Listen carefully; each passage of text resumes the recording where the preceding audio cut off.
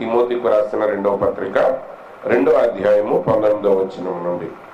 అయినను దేవుని యొక్క స్థిరమైన పునాది నిలుకడగా ఉన్నది, ప్రభువు తన వారిని ఎరుగును అనునదియు, ప్రభువు నామమును ఒప్పుకొని ప్రతివాడును దుర్నీతి నుండి తొలగిపోవలను అనునదియు దానికి ముద్రగా ఉన్నది. గొప్ప ఇంటిలో వెండి పాత్రలను బంగారు పాత్రలను మాత్రమే గాక కర్రవియు మంటివి కూడా ఉండును.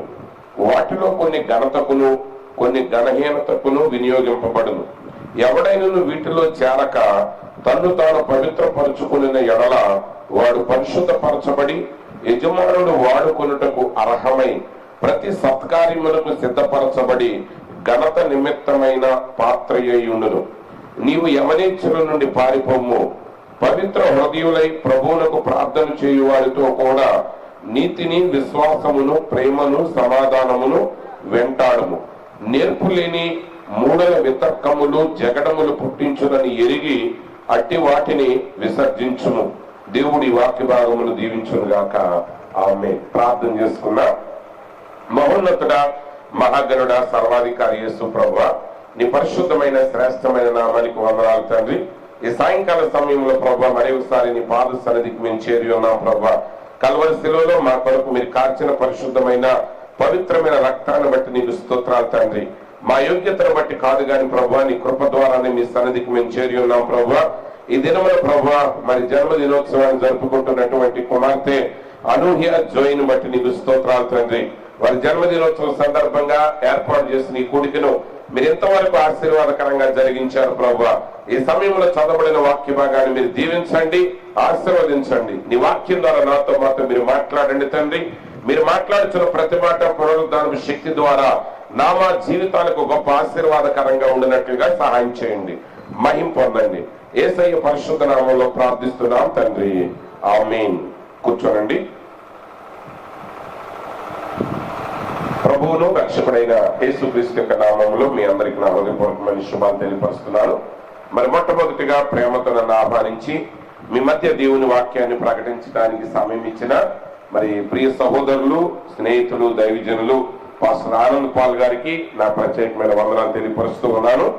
మరి అదే రీతిగా మన మధ్య దైవజనులు, మరి సువార్త గాయకులు, మరి యేసుపాదం గారికి కూడా మన మధ్య ఉండటం సంతోషం. వారికి కూడా నాకు ప్రత్యేకమైన వందనాలు తెలియపరుస్తున్నాను. మరి అన్నిటికంటే ముఖ్యంగా మరి ఈరోజు జన్మదినోత్సవాన్ని జరుపుకుంటున్నటువంటి మరి దైవజనులు ఆనంద్ పాల్, శ్రీమతి శ్రావ్య గారి యొక్క జ్యేష్ఠ కుమార్తె అనూహ్య జాయ్, వారికి కూడా నాకు ప్రత్యేకమైన వందనాలు శుభములు తెలియపరుస్తున్నాను. చాలా సంతోషకరమైన సమయం. మరి దైవజనులు ఆనంద్ పాల్ గారు చెప్పినట్లుగా మరి వారితో స్నేహం సుమారుగా 20 సంవత్సరాల కంటే ఎక్కువగా వారితో మరి స్నేహాన్ని అనుబంధాన్ని కలిగి ఉన్నాము. అందును బట్టి నేను దేవునికి వందనాలు తెలియపరుస్తూ ఉన్నాను.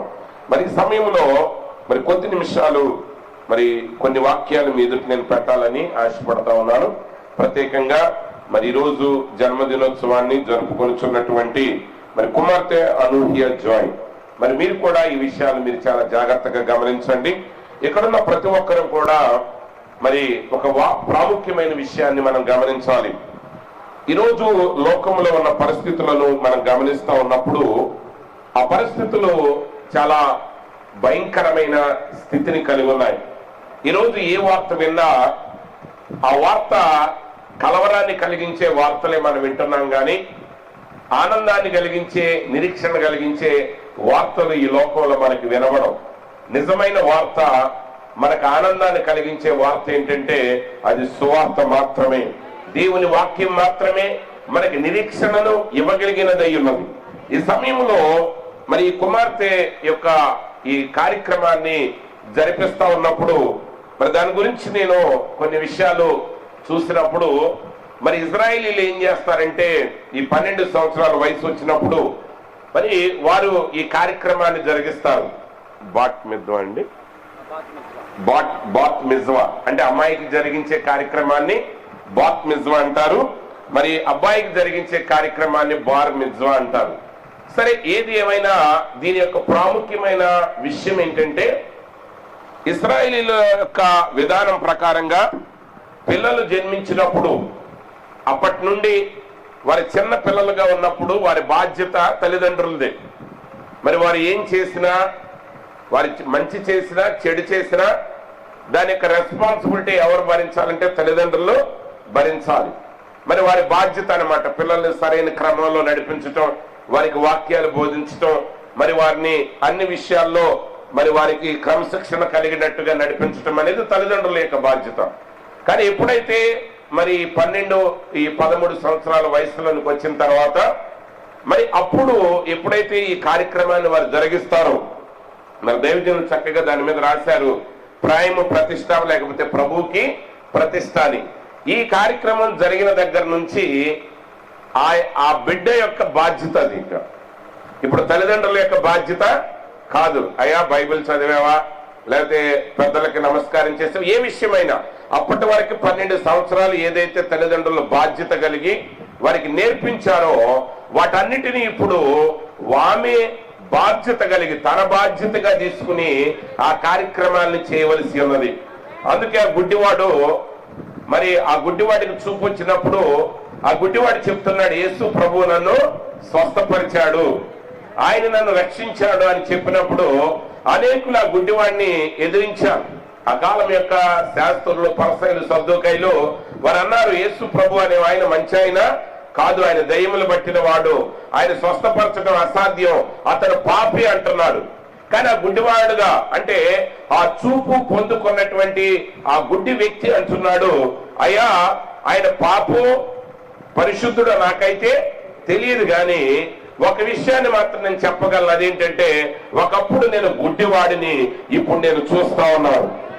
అప్పుడు ఆ పెద్దలు వారి తల్లిదండ్రులను పిలిపించారు, అయ్యా వీడు మీ పిల్లవాడేనా అన్నప్పుడు వాళ్ళు అంటున్నారు, వారు రికగ్నైజ్ చేశారు, వారు చెప్పారు, అయ్యా వీడు మా కుమారుడే, ఇతడు పుట్టినప్పుడు గుడ్డివాడుగానే పుట్టాడు, కానీ ఇప్పుడు చూస్తున్నాడు, కానీ ఎలా చూస్తున్నాడో మాకు తెలియదు.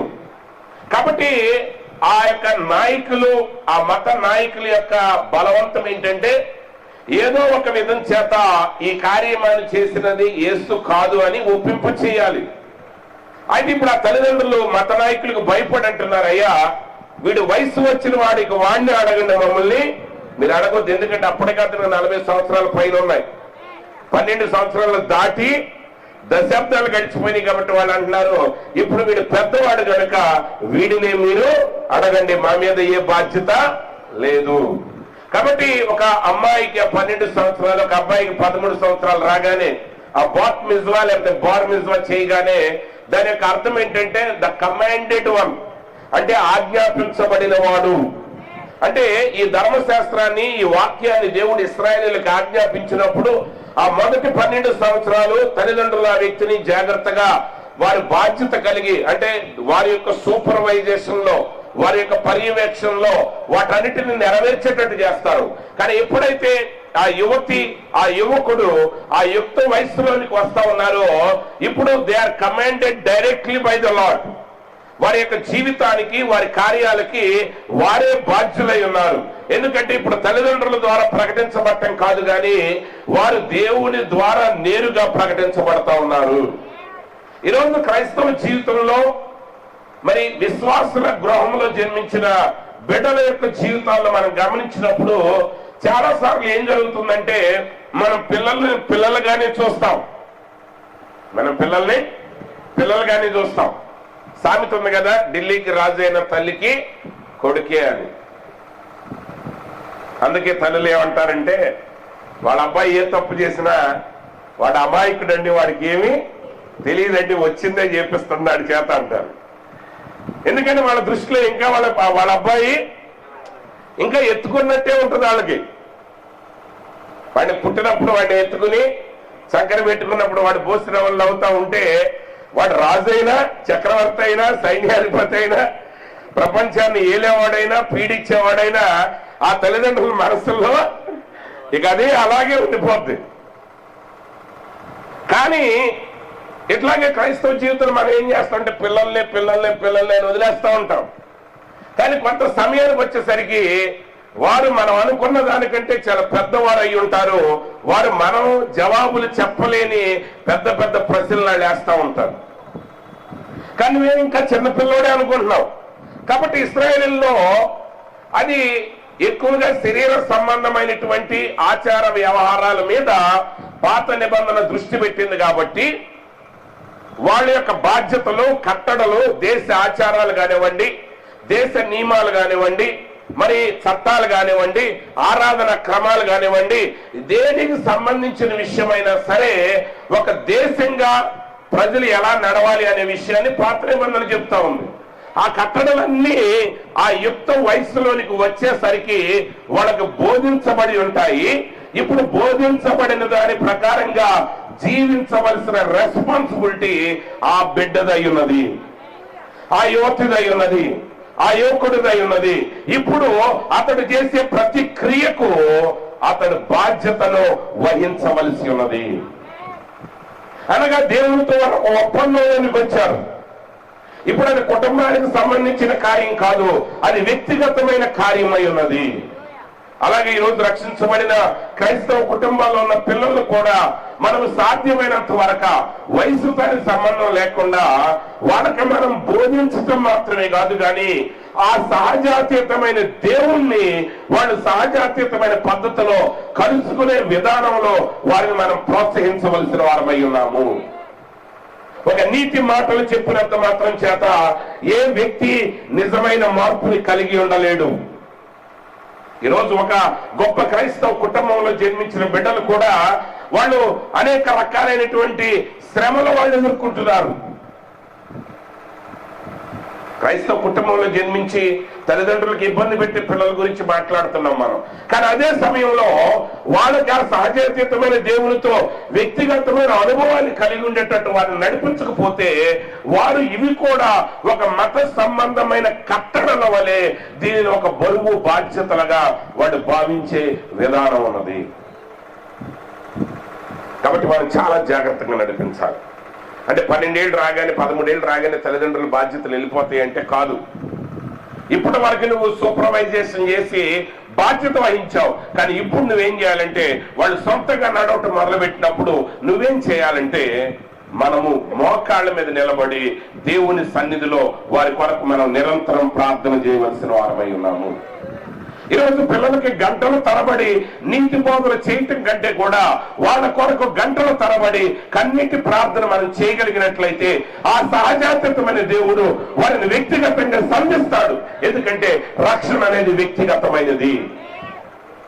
ఈ నూతన నిబంధన ప్రకారంగా, ఈ అన్ని జనుల ప్రకారంగా రక్షణ అనేది ఒక దేశానికో, ఒక గ్రామానికో, ఒక వంశావళికో, ఒక కుటుంబానికి ఇవ్వబడేది కాదు. రక్షణ వ్యక్తిగతమైనది. ఆనంద్ పాల్ గారు దేవుణ్ణి ఎలా వ్యక్తిగతంగా తెలుసుకున్నాడో ఆయన కుమార్తెలు కూడా దేవుణ్ణి అదే రీతిగా తాము వ్యక్తిగతంగా కలుసుకోవలసి ఉన్నది. అలా జరగాలంటే ఆ కార్యం కొరకు మనం ప్రార్థన చేయాలి. ఆ కార్యం వైపు వారు నడిపించాలి. ఎందుకంటే పిల్లలు కనబడగానే ఒక 100 నీతి నియమాలు, సూత్రాలు అక్కడ పెడితే ఉపయోగం ఏమీ లేదు. ఎందుకంటే ధర్మశాస్త్రం కొన్ని 100 నియమాలు పెట్టింది. ఇశ్రాయేలు 613 నియమాలు ఉన్నాయంటారు. కానీ 613 నియమాలు వారిని నిజమైన వ్యక్తులుగా మార్చలేకపోయాయి. ఎందుకంటే ఏ నియమం అయినా సరే నిన్ను మార్చగలిగేది ఎప్పుడు ఎవరంటే నీ లోపలికి పరిశుద్ధాత్ముడు ప్రవేశించిన తర్వాత మాత్రమే. అందుకే ఒక మనిషిని మార్చగలిగింది క్రైస్తవ్యం మాత్రమే. చాలా మంది సాక్ష్యాలు చెప్తారు, మేము ఒకప్పుడు అలా ఉండేవాళ్ళం, ఎలా ఉండేవాళ్ళం, దేవుడు మమ్మల్ని ఎలాగో మార్చాడు. ఒక మతోన్మాది అంటాడు, ఏంటి యేసు ప్రభు ఎప్పుడు పనికిమాలిన వాళ్ళే తప్ప మంచివాళ్ళ జోలికి రాడా అంటాడు. మంచివాడు ఎవడున్నాడు? నీతిమంతుడు ఎవరు లేరు, అందరూ పాపులే. ఎలా పాపులయ్యారు? ఏదో పాపం చేయటం కాదు, మనకిష్టమైన మార్గంలో నడవటమే పాపం. నీకు తోచినట్టు చేయటమే పాపం.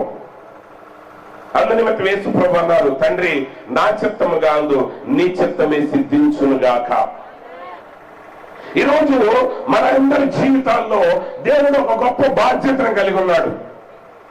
ఈరోజు అనూహ్య జోయ్ యొక్క జీవితంలో దేవుడు ఒక సంకల్పాన్ని కలిగి ఉన్నాడు. ఈ లోకములోకి వచ్చే ప్రతి వ్యక్తి విషయంలో అనాదిలోనే ఆయన ఒక సంకల్పాన్ని కలిగి ఉన్నాడు.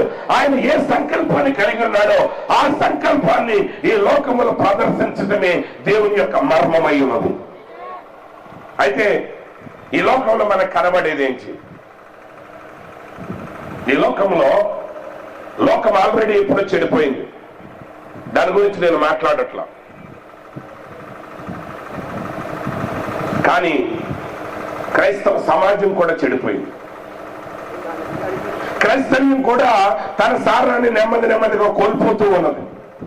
పైకి భక్తి గల వారైంది, దాని శక్తిని ఆశ్రయించిన వారికి శ్రమ.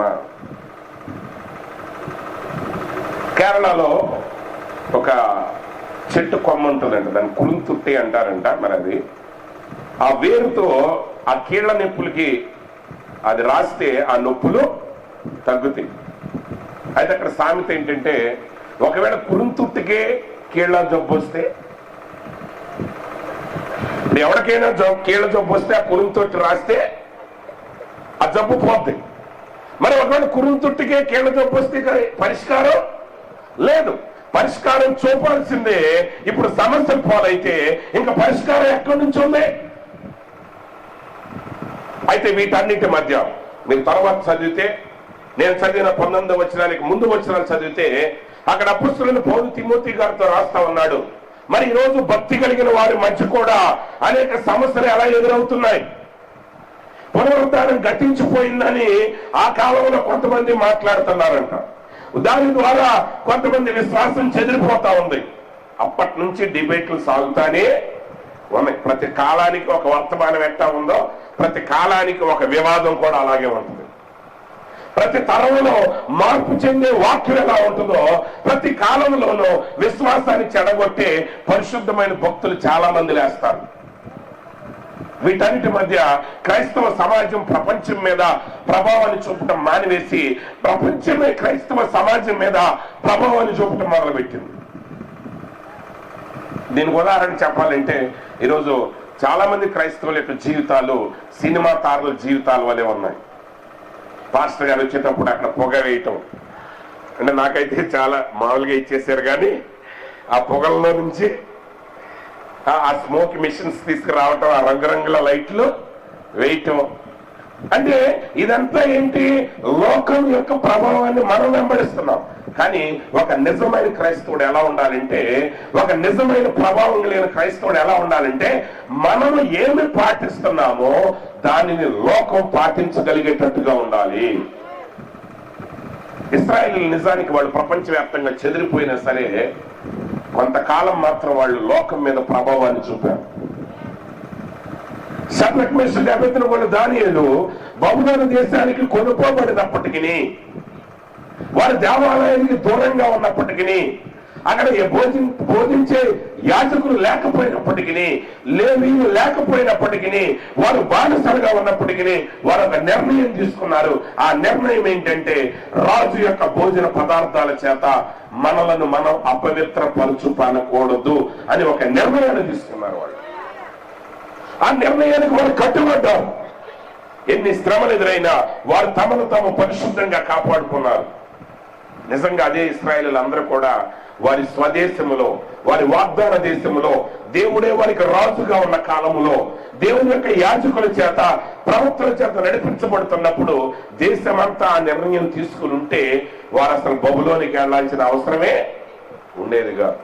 కానీ దేశం పతనమైనా సరే ఆ నలుగురు యువకులు ఏం చేశారంటే దేవుని కొరకు నిలబడ్డారు. ఈరోజు ఒంటరిగా ప్రతి వ్యక్తి తన భక్తి జీవితాన్ని సాగించాలి.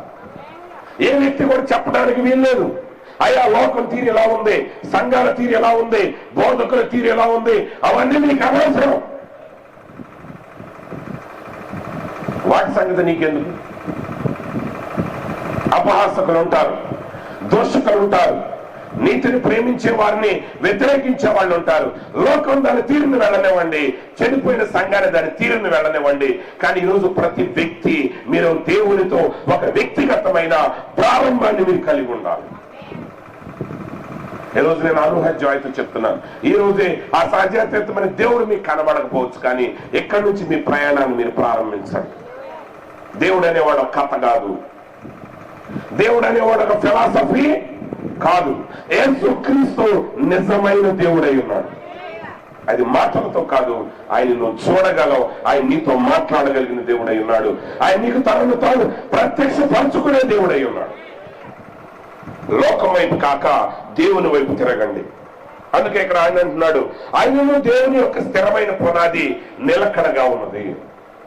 లోకం చెడిపోయినా, క్రైస్తవ్యం చెడిపోతున్నా, క్రైస్తవ్యంలో కూడా అనేక దుర్బోధనలు లేస్తా ఉన్నా, వీటన్నిటి మధ్య ఒకటి మాత్రం మనం నమ్మగలం, అదేంటంటే ప్రభువు తన వారిని ఎరుగును. నువ్వు ఆయన బిడ్డవైతే ఆయన నిన్ను ఎరిగి ఉన్నాడు. లోకం నిన్ను గుర్తించవచ్చు, గుర్తించకపోవచ్చు. ఎందుకంటే లోకం యొక్క ప్రమాణాలు వేరు, లోకం యొక్క ప్రమాణాలు వేరు. 66 అధ్యాయాలతో గ్రంథాన్ని రాసిన ప్రవక్తలు ఉన్నారు, 20 వచనాలతో గ్రంథాన్ని రాసిన ప్రవక్త ఉన్నాడు. 66 అధ్యాయాలు ఎక్కడ, 21 వచనాలు ఎక్కడ? కానీ దేవుడు ఆయన ఎంతవరకు అప్పగించాడో అంతవరకు నిన్ను లెక్క అడుగుతాడు. దాన్ని మించొద్దు, దాన్ని తగ్గొద్దు. ఆయన ఎవరు 66 అధ్యాయాలు రాశాడని నువ్వు 66 అధ్యాయాలు రాయించిన అవసరం లేదు. నీకు దేవుడు అప్పగించిన పనిని ఎరిగి ఆ పనిని ఆయన చెప్పిన విధానంలో చెప్పినంత వరకు చెయ్యి, ఆయన నిన్ను ఆశీర్వదించే దేవుడై ఉన్నాడు. కాబట్టి ఇక్కడ పౌలు గారు చెప్తున్నాడు, ఈరోజు ప్రతి వ్యక్తి మనం గ్రహించాల్సింది ఏంటి? చిన్న వయసే కాదు, పెద్ద వయసే కాదు, ఎవరైనా సరే ఇక్కడ మనం గమనించాల్సింది ఏంటంటే దేవుడు తన వారిని ఎరిగి ఉన్నాడు. నువ్వు ఆయన బిడ్డవా కాదా అనేది ఆయనకు తెలుసు. లోకానికి పరిచయం చేయాల్సిన అవసరం లేదు. అయ్యా ఈయన మంచి సహోదరుడు అండి, ఈయన మంచి విశ్వాస అండి, ఈయన మంచి పాస్టర్ అండి అని 10 మంది చెప్తేనే గాని ఆయనకి తెలుసుద్దని మీరు అనుకోమాకండి. ప్రభు తన వారిని ఎరిగి ఉన్నాడు. ఆయన నిన్ను ఎరిగి ఉన్నాడు, నీ సమస్యలను ఎరిగి ఉన్నాడు, నీ పోరాటాలను ఎరిగి ఉన్నాడు, నీ మీదక నీకు రావచ్చిన ఆ శోధనలను ఎరిగి ఉన్నాడు. అంత మాత్రమే కాదు, నీకు రాబోయే బహుమానాన్ని కూడా ఆయన ఎరిగి ఉన్న దేవుడై ఉన్నాడు. ఈ సంగతిని మన హృదయంలో ఎల్లప్పుడూ కూడా మనం స్థిరంగా ఎరిగిన వారంగా ఉండాలి. రెండవది ఏంటంటే ప్రభువు నామమును ఒప్పుకున్న ప్రతి వాడును దుర్నీతి నుండి తొలగిపోవలెను. నువ్వు ప్రభు నామాన్ని ఒప్పుకుంటుంటే, నేను క్రైస్తవుని నువ్వు చెప్పుకుంటే నువ్వు చేయాల్సిన మొట్టమొదటి పని ఏంటంటే దుర్నీతి నుండి నువ్వు తొలగిపోవాలి. ఏంటి ఇనిక్విటీ అంటే ఏంటి? దుర్నీతి అంటే ఏంటంటే నీతి కాని ప్రతిదీ దుర్నీతి అయి ఉన్నది. దేవుడు మాత్రమే నీతిమంతుడై ఉన్నాడు, దేవుని వాక్యం మాత్రమే నీతి కలిగినదై ఉన్నది. తరాలు మారిన, యుగాలు మారిన, ప్రజల యొక్క సాంప్రదాయాలు అలవాట్లు మారినా సరే ఎప్పటికీ మారనిది దేవుని వాక్యమై ఉన్నది. ఏ దేశంలోనైనా ఒకటే, అది అమెరికా అయినా ఒకటే, ఆఫ్రికా అయినా ఒకటే, ఇండియా అయినా ఒకటే, ఇండోనేషియా అయినా ఒకటే. న్యూటన్ లా అనేది ప్రపంచంలో ఎక్కడైనా ఒకే రీతిగా ఉంటుంది. ఎందుకనంటే న్యూటన్ లా అనేది న్యూటన్ గారు కనుగొన్నది, దేవుడు కనుగొన్నది. అది దేవుడు పెట్టిన నియమం. కానీ న్యూటన్ అనే శాస్త్రవేత్త దాన్ని కనుగొని మనకి చెప్పాడు కాబట్టి దాన్ని న్యూటన్ లా అంటున్నాం, కానీ అది గాడ్స్ లా అయి ఉన్నది.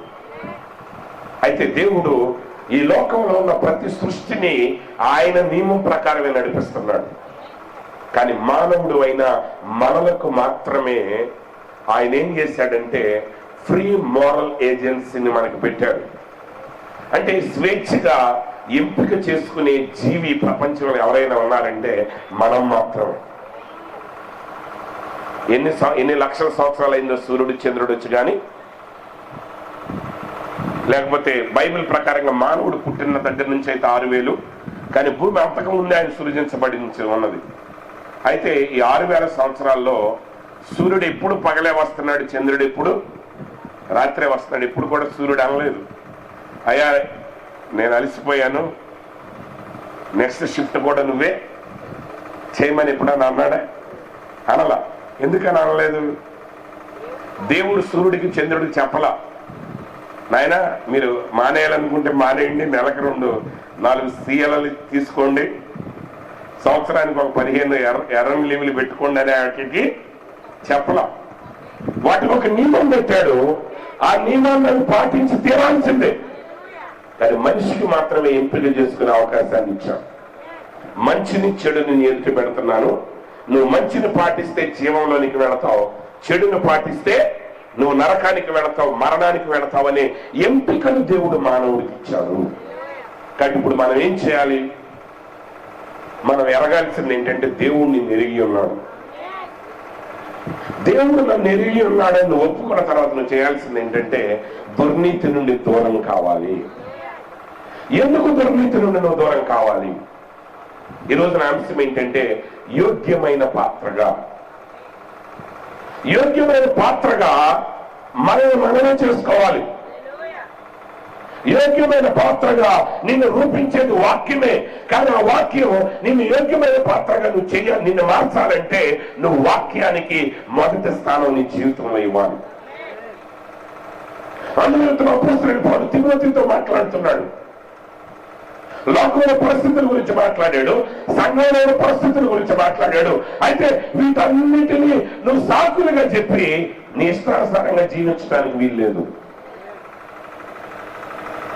చాలా మంది చెప్తా ఉంటారు, రకరకాల సమస్యలు వారు చెప్తా ఉంటారు. ఈ సమస్యలన్నీ పక్కన పెట్టు, దేవుడు నిన్ను ఎరిగి ఉన్నాడు. నువ్వు ఆయన పేరు ఒప్పుకుంటున్నట్లయితే నువ్వేం చేయాలంటే ప్రతి దుర్నీతి నుండి దూరంగా తొలగిపోవాలి. ఎందుకు తొలగాలి?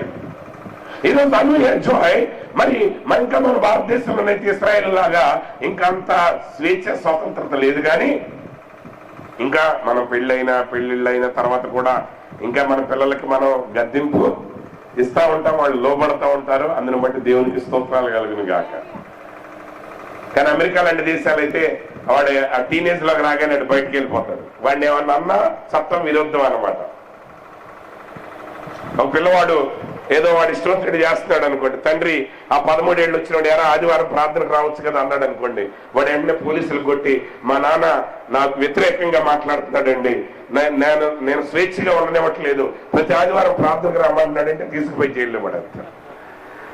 ఇంకా అంత దరిద్రం మన దేశానికి రాలేదు. ఇంకా చెప్పగలుగుతున్నాం మన పిల్లలకి. అది మీ పిల్లలకు కష్టంగా ఉండొచ్చు, కానీ అది ఎంత గొప్ప ధన్యత అనేది ఒకానొక సమయం మీకు ఎదురైనప్పుడే తెలుస్తుంది. సరే, ఏది ఏమైనా ఒకటి మాత్రమైతే నిజం, ఎవరి పిలుపుని వారి పోరాటంతోనే సాధించాలి. తల్లిదండ్రులు అనేవాళ్ళు జాగ్రత్తలు చెప్పేవాళ్లే కానీ ఆ ఎంపిక చేసిన వాడు దేవుడై ఉన్నాడు. ఆ యోగ్యమైన పాత్రగా మార్చుకోవలసిన వారు మీరై ఉన్నారు. పిల్లలకే కాదు, పెద్దలకి, ప్రతి ఒక్కరికి. దేవుడు నిన్ను వాడుకోవాలి అంటే నువ్వు ఒక యోగ్యమైన పాత్ర అయి ఉండాలి. నువ్వు యోగ్యమైన పాత్రగా లేకపోతే నిన్ను ఆయన వాడుకోలేడు. అయితే ఆ యోగ్యతనిచ్చేవాడు ఆయనే. కానీ ఆ యోగ్యత నీకు ఎలా వస్తుందంటే వాక్యాన్ని వెంబడించడం ద్వారా. కాబట్టి ఇక్కడ అంటున్నాడు, గొప్ప ఇంటిలో వెండి పాత్రలను బంగారు పాత్రలను మాత్రమే గాక కర్రవియు మంటివి కూడా ఉండును, వాటిలో కొన్ని ఘనతకును కొన్ని ఘనహీనతకును వినియోగింపబడును. ఒక ఇంట్లో వెండి ఉంటాయి, బంగారం ఉంటాయి, రాగి ఉంటాయి, రకరకాల పాత్రలు ఉంటాయి, మంచి చెడు అన్ని ఉంటాయి. అవి ఎందుకు ఉన్నాయనే క్వశ్చన్ నీకు అప్పుడే అనవసరం. చాలా మంది అడుగుతారు, దేవుడు అది ఎందుకు చేశాడు, ఇది ఎందుకు చేశాడు, అలా ఎందుకు చేశాడు, ఇలా ఎందుకు చేశాడు. మీ వయసుకి అప్పుడే ఇవన్నీ తెలుసుకునే వయసు కాదు. 12-13 ఏళ్ళ గోళ్ళకు కాదు నేను చెప్పాను, 90 ఏళ్ళకి కూడా చెప్తున్నాను నేను. నీకు 90 ఏళ్ళు 100 ఏళ్ళు ఉన్నంత మాత్రం చేత దేవుణ్ణి క్వశ్చన్ వేసే అంత వయసు నీది కాదు. ఎందుకంటే నీకంటే పురాతనమైన వాడు ఆయన. ఈ వాక్యం అనేది నీకంటే పురాతనమైనది. కానీ రాబోయే ఆధునిక కాలం కంటే కూడా ఆధునికమైన సమస్యలకి ఆధునికమైన పరిష్కారాన్ని చెప్పగలిగింది దేవుని వాక్యం అన్నమాట. కాబట్టి మంచి ఉంటాయి, చెడు ఉంటాయి. కానీ నువ్వేం చేయాలంటే మంచిలో చేరమాకు, చెడులో చేరమాకు. నువ్వు వేరు. తిమోతితో చెప్తున్నాడు పౌలు గారు, నువ్వు వేరుగా ఉండి వీటన్నింటి నుండి. నువ్వు ఎవరి ప్రభావాన్ని ఎక్కించుకోవద్దు. ఈరోజు కొంతమంది ఉంటారు, వాళ్ళ ఒక సినిమా అభిమానులు అయితే వాళ్ళ హీరో ఎలా ఉంటే వాళ్ళు కూడా అలాగే ఉంటారు. కొంతమంది స్టార్ పాస్టర్స్ ఉన్నారు,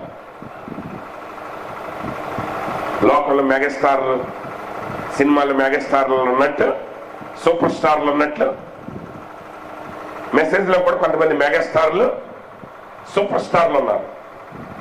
కానీ ఆ మెగాస్టార్ని వెంబడించే వాళ్ళు ఎలా ఉంటారంటే ఇంకా ఆ మెగాస్టార్ గారు ఎలా ఉంటాడు అలాగే ఉంటాడు. కొద్ది కాలం క్రితం నేను ఒక ప్రసంగాన్ని విన్నాను, చాలా అద్భుతంగా ప్రసంగించాడు ఆయన. కానీ ఆయన ప్రసంగం నేను ఆ వీడియో కాసేపు చూసా, పక్కన పెట్టి వాయిస్ వింటా ఉంటే ఎలా ఉందంటే ఆయన ఏ మెగాస్టార్ని వెంబడిస్తున్నాడో ఆయన మాట్లాడినట్టే ఉంది, కానీ ఈయన మాట్లాడినట్టు లేదు. ఒకసారి ఒక పాస్టర్ గారు బండి మీద నుంచి పడితే ఆయనకి ఇక్కడ దెబ్బ తగిలిందంట.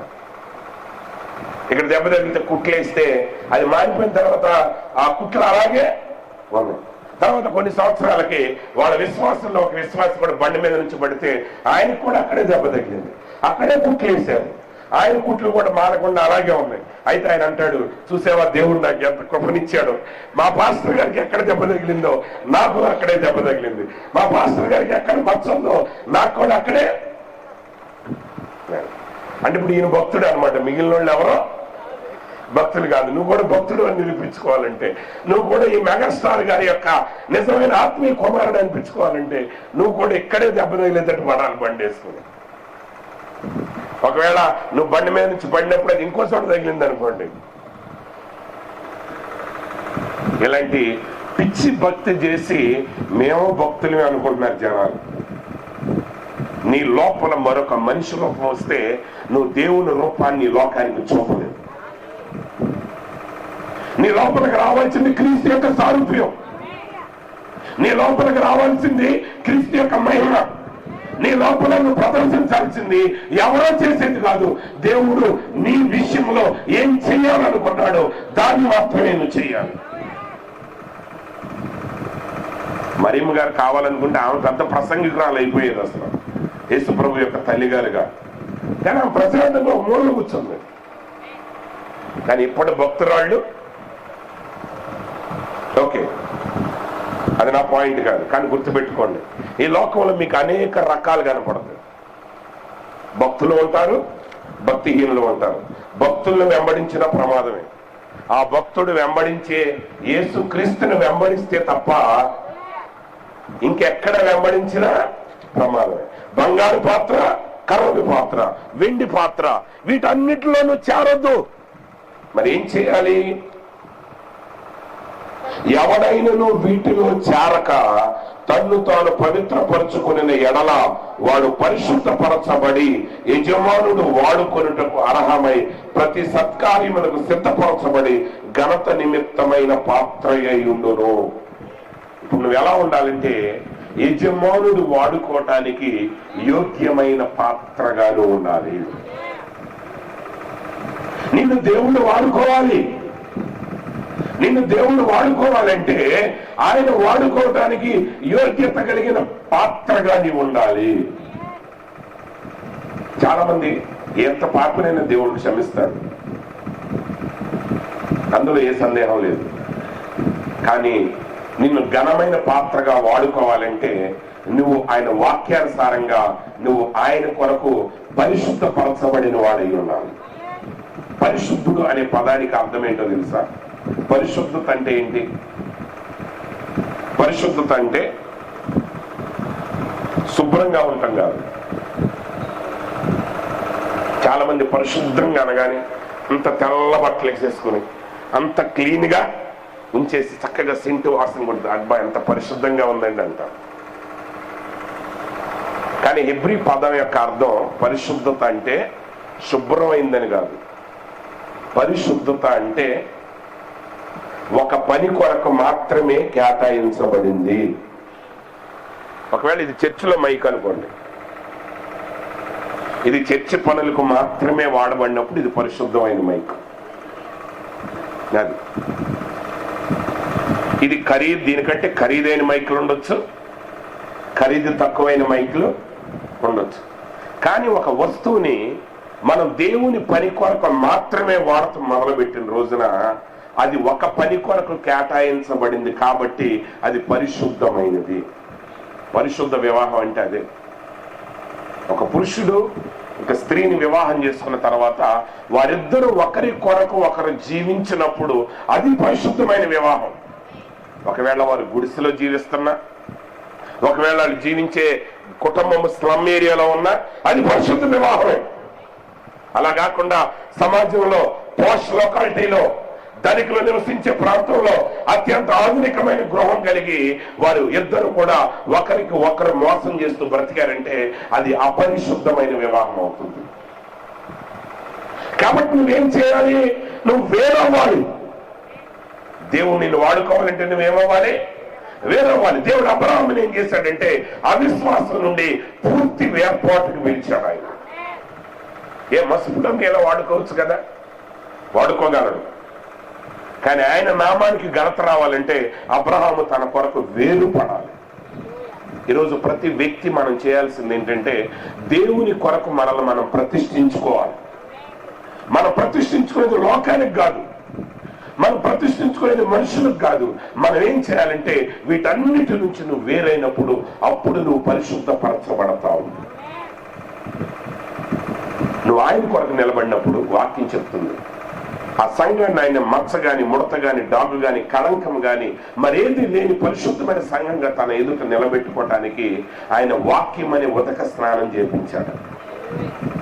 నువ్వు ఆయన కొరకు నిలబడినప్పుడు, నేను ఆయన కొరకు జీవిస్తానని నువ్వు ఒక నిర్ణయం తీసుకున్నప్పుడు అప్పుడు ఆయన వాక్యం ఏం చేస్తుందంటే ఆ వాక్యం అనే నీరు, ఆ పరిశుద్ధాత్మ అనే నీరు నీ లోపల నీ వెలపట నిన్ను శుద్ధి చేస్తుంది. నీలో ఉన్న మచ్చలు తీసేస్తుంది, డాగులు తీసేస్తుంది, నీలో ఉన్న ప్రతి కళంకాన్ని అది తీసివేస్తుంది. నిన్ను ఎలా చేస్తుంది అంటే దేవుని యొక్క నివాస స్థలంగా నువ్వు ఉండటానికి నిన్ను యోగ్యుడిగా మారుస్తుంది. అందుని యేసు ప్రభు వారు బాప్తిసం తీసుకున్నప్పుడు పరిశుద్ధాత్ముడు మాట్లాడుతూ ఉన్నాడు, ఈయన నా ప్రియ కుమారుడు, ఈయన యందు నేను ఆనందించుతున్నాను. దేవుని ప్రవక్త అన్నాడు, ఈయన యందు నివసించుటకు నేను ఆనందించుతున్నాను. అంటే యేసు శరీరం వారికి ఈ లోకంలో పుట్టినప్పుడు ఆయన తనను తాను దేనిలోనూ కలుపుకోలేదు. ఆయన తిట్టిన వారు ఉన్నారు, ఆయన పొగిడిన వారు ఉన్నారు, ఆయన రాజును చేయాలనుకున్న వాళ్ళు ఉన్నారు, ఆయన రాళ్ళతో కొట్టి చంపాలనుకున్న వారు ఉన్నారు. కానీ ఆయన పొగిడిన వారితోనూ కలవలేదు, ఆయన తిట్టిన వారితోనూ ద్వేషాన్ని ఆయన పెట్టుకోలేదు. ఆయన ఎప్పుడు ఒంటరిగా ఏ పని కొరకు వచ్చాడో ఆ పనిని ఆయన ఎరిగి ఉన్నాడు. నశించిన దాన్ని వెతక రక్షించడానికి మనుషు కుమారుడి లోకానికి వచ్చాడు. అందుకే ఆయన ఎక్కడికి వెళ్ళినా ఆ నశించిన ఆత్మను రక్షించే పనిలో మాత్రమే ఆయన నిలబడ్డాడు. ఈరోజు ఇక్కడ ఉన్న ప్రతి రక్షించబడిన ప్రతి సహోదరుడు, ప్రతి సహోదరి మీరు చేయాల్సింది ఏంటంటే మిమ్మల్ని మీరు వేరుపరుచుకోండి. లోకం నుండి మీరు వేరుకండి, లోకం యొక్క ఆచారాల నుండి వేరుకండి, సినీ మెగాస్టార్ల నుండి వేరుకండి, స్పిరిచువల్ మెగాస్టార్ల నుంచి కూడా వేరుకండి. ఎందుకంటే ఈ రెండు స్టార్లు చేసేది ఒకటే పని, ఒకటి కుడికి లాగుతాడు, ఒకటి ఎడం పక్క లాగుతాడు, అంతే. సినిమా స్టార్ ఈ గోతులో పడేస్తాడు, ఈ మెగాస్టార్ ప్రీచర్ మెగాస్టార్ ఈ గోతులో పడేస్తాడు. అందుకే ప్రవక్త అన్నాడు, కుడివైపుకి లాగబడొద్దు, ఎడం వైపుకి లాగబడొద్దు, నేరుగా ముందుకే సాగిపో. ఆ నేరుగా నువ్వు యేసును చూసినప్పుడు, ఆయన కొరకు నిన్ను ప్రతిష్ఠించుకున్నప్పుడు నువ్వేమవుతావు అంటే నువ్వు పరిశుద్ధపరచబడతావు. అప్పుడు యజమానుడు వాడుకోవటానికి, ఒక మంచి పని నీతో చేయటానికి నువ్వు ఒక యోగ్యమైన పాత్రగా అవుతావు. ఏమంటే దావీదు నిజానికి దేవుని మందిరాన్ని కట్టాలని ఎంతో ఆశ కలిగి ఉన్నాడు, దాని కొరకు ఎంతో ప్రయాసపడ్డాడు. కానీ ఆయన చేతుల రక్తాన్ని చిందించాడు. ప్రభు అన్నాడు, దావీదు నువ్వు నా హృదయానుసారుడివి, కానీ మందిరం కట్టడానికి మాత్రం నువ్వు యోగ్యుడివి కాదు. ఎందుకు యోగ్యుడు కాదు? చూసారా, అంత గొప్ప దైవజనుడు, అంత మహా గొప్ప ప్రవక్త, అంత గొప్ప చక్రవర్తి, దేవుని కొరకు రోషంగా నిలబడిన వాడు, రోజుకు 3 సార్లు ప్రార్థన చేసిన వాడు, 7 సార్లు దేవుని స్తుతించిన వాడు, అర్ధరాత్రి ప్రార్థన చేశాడు, ఉదయకాలంలో ప్రార్థన చేసిన వాడు, దేవుని కొరకు వెండి బంగారాన్ని సమకూర్చిన వాడు, దేవుని నామం కొరకు ఎంత పెద్దవాడిని ఎదిరించడానికి నిలబడిన వాడు. ఆయన కాల్చిన రక్తం ఏం చేసిందంటే ఆ మందిరాన్ని వేయటానికి ఆయన యోగ్యుని కాకుండా చేసింది. మోషే జీవితాన్ని చూడండి. మోషే ఆ బండతో మాట్లాడమన్నప్పుడు ఆ బండను కొట్టినందుకు దేవుడు ఏమన్నాడంటే, మోషే సారీ, పంచి ఇచ్చే పనికి నేను నిన్ను వాడలేను. నీకెంత కోపం ఉంటే, ఎంత కోపిష్టోడితో నేను ఆ పని చేపించానంటే తర్వాత ఆ మచ్చ నాకు అలాగే మిగిలి ఉంటుంది. మోషేకి ఏం కొద్దు, వాళ్ళ నరకానికి ఏం పోవాల. మోషే దేవుని సన్నిధికి వెళ్ళాడు. యేసు ప్రభు వారి శరీరధారిగా వచ్చినప్పుడు ఆయన కలిశాడు. ఆయన పరలోకానికి చేరుకున్నాడు. ఆయన హోదాకు వచ్చిన నష్టమేం లేదు. కానీ ఒక పనికి మాత్రం దేవుడు మోషేని వాడలేకపోయాడు. ఈరోజు పరలోకం అనేది గమ్యంగా పెట్టుకోమాకండి క్రైస్తవులారా. ఎస్పెషల్లీ వర్తమానం నమ్మేవారు మీరు గమనించండి. మనం చేయాల్సిన పని ఏంటంటే అదృశ్య దేవుని యొక్క స్వరూపాలుగా ఈ లోకంలో ఆయన మహిమను మనం ప్రదర్శించవలసిన వారమై ఉన్నాం. ఆయన తన మహిమను మన ద్వారా ప్రదర్శించాలంటే ఆయన వాడటానికి అది ఒక యోగ్యమైన పాత్ర అయి ఉండాలి. ఆ సత్కార్యం చేయడానికి అది యోగ్యమైనది అయి ఉండాలి. మొన్న ఢిల్లీలో జస్ట్ నిన్న అనుకుంటా, ఢిల్లీ ముఖ్యమంత్రి గారు రాజీనామా చేశాడు. ఆయన మీద ఒక ప్రాబ్లం, ఎలిగేషన్ వచ్చింది. మరి ఇప్పుడు తర్వాత ఎవరిని ముఖ్యమంత్రిని చేయాలి? ఆయన తర్వాత సెకండ్ వాడిని చేయాలి. కానీ సెకండ్ వాడి మీద కూడా కేసు ఉంది. మూడో వాడిని చేయాలి, వాడి మీద కేసు ఉంది. నాలుగో వాడిని చేయాలి, వాడి మీద ఒక కేసు ఉందంట. ఐదో వాడిని చేయాలి, వాడేమో ఎమ్మెల్యే కాదు, రాజ్యసభ సభ్యుడు. తీసుకుపోయి 6వ స్థానంలో ఉన్నవాడిని 7వ స్థానంలో ఉన్నవాడిని చేశారు. అంటే ఇప్పుడు ముఖ్యమంత్రి అయిన వ్యక్తి కంటే యోగ్యతలు కలిగిన వాళ్ళు ఇంకా 5 అడుగులు ఉన్నారు. కానీ వాళ్ళ జీవితాల్లో కొన్ని మచ్చలు ఉన్నాయి. ఆ మచ్చలు ఏం చేసినాయి అంటే పీఠం ఎక్కకుండా అడ్డుపడ్డాయి. ఈరోజు మన క్రైస్తవ జీవితాన్ని మీరు జీవించేటప్పుడు మీ జీవితాన్ని ఆషామాషిగా ఎంచమాకండి. యేసు ప్రభు అనే ఆయన ఒక తాయెత్తు కాదు, ఆయన ఏదో ఒక మంత్రం కాదు. మన ఇష్టం వచ్చినట్టుగా జీవించి ప్రభువా నేనేమన్నా పాపం చేస్తుంటే క్షమించయ్యా అని పడుకొని నన్ను ఎట్టగొట్ట నేను పరలోకానికి తీసుకెళ్ళాయి అంటారు మనోళ్ళు. నో, అది కాదు. క్రైస్తవ జీవితం అనే దాన్ని మనం చాలా జాగ్రత్తగా గమనించవలసిన వారమై ఉన్నాం దేవుని బిడ్డలారా. హల్లెలూయా. కాబట్టి ఇక్కడ పౌలు గారు అంటున్నాడు, వాటిలో నువ్వు చేరొద్దు. నువ్వేం చేస్తావంటే నువ్వు వేరుగా ఉండు. జాయ్ లోకం అనేక స్వరాలు వినిపిస్తుంది. ఆమెతో ప్రతి యవనస్తుడికి నేను చెప్తున్నాను, లోకం మీ ఎదుట 100 రకాలైన వాగ్దానాలు చేస్తుంది. కానీ ఒక్క వాగ్దానాన్ని కూడా అది నెరవేర్చుకోలేదు. కానీ యేసు ప్రభు ఆయన మాట తప్పిపోలేదు. విలియం మ్యారన్ బ్రహ్నాం గారు ఒక మాట అన్నాడు. ఆయన ఏమన్నాడు తెలుసా? లోకం పట్టుకొనక మునిపే దేవుడు నన్ను పట్టుకున్నాడు. ఇంకో మాట అన్నాడు, సంఘం నన్ను పట్టుకొనక మునిపే క్రీస్తు నన్ను పట్టుకున్నాడు. ఒకవేళ సంఘం పట్టుకుంటే ఇక సంఘం పేరు నేను పెంతెకోస్తు, నేను బాప్టిస్టు, నేను ఆయిస్టు, నేను మెసేజీ, అంతే. క్రీస్తు కాదు. కానీ ప్రవక్త అన్నాడు, నేను క్రీస్తును కలుసుకున్నాను. వాక్యం చెప్పేటప్పుడు యవనస్తులకైనా ఏమనిపిస్తుంది అంటే, బ్రహ్నాం గారిని ఒక యవనస్తుడు అన్నాడు, బ్రదర్ బ్రహ్నాం నువ్వు ముసలోడు అయిపోయావయ్యా, నీకేం తెలుసు ఈ ఆనందం? మా యవనస్తులు మేము లోకంలో తిరిగి వచ్చే ఆనందం నీకేం తెలుసు అంటే, బ్రహ్నాం గారు అంటాడు, నీకంటే తక్కువ వయసులోనే, నీకంటే యవనస్తులుగా ఉన్నప్పుడే నేను యేసుక్రీస్తుని కలుసుకున్నాను. నీ వయసు రాకముందే నేను అనేక ఆత్మలని యేసుక్రీస్తు దగ్గరికి నడిపించాను. నువ్వు ఒక్క ఆత్మను రక్షించి చూడు, ఆ సంతోషం ముందు ఈ ప్రపంచంలో ఉన్న ఏ ఆనందం కూడా సాటి అనేది కాదు. ప్రియమైన దేవుని బిడ్డలారా, నిజంగా దేవునిలో ఉన్న సంతోషం అనేది అది అనుభవించిన వాడికే తెలుస్తుంది.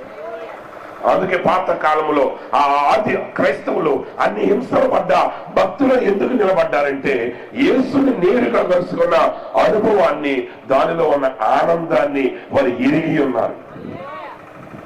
ఆ ఆనందం తెలియకే సంఘాల్లో చేరి నీతి పాఠాలు మాత్రమే నేర్చుకుని నిజ రక్షకుడితో వ్యక్తిగతమైన అనుభవాన్ని లేక ఈరోజు క్రైస్తవులకి వాక్యాన్ని పాటించడం అనేది భారభరితంగా అనిపిస్తుంది.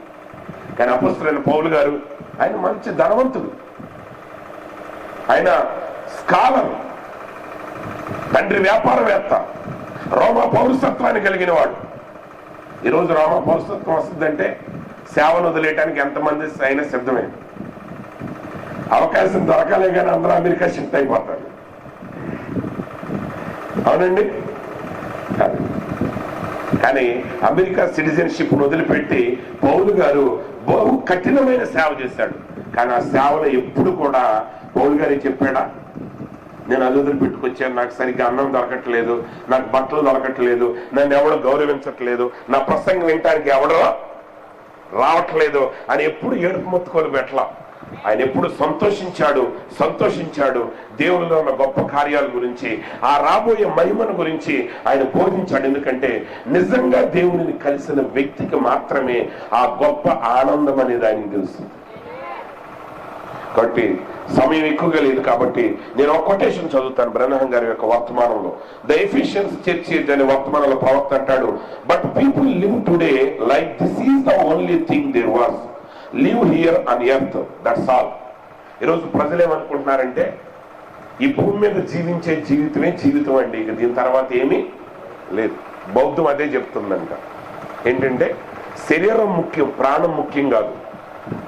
నువ్వు అనుభవించాల్సింది ఏదైనా ఇక్కడే అనుభవించాలి. ఒకసారి చచ్చిన తర్వాత నువ్వు ఎక్కడ పోతావో ఎవరికి తెలియదు. కానీ వాక్యం చెప్తుంది శరీరము నిష్ఫలము, ఆత్మయే జీవింప చేయునది.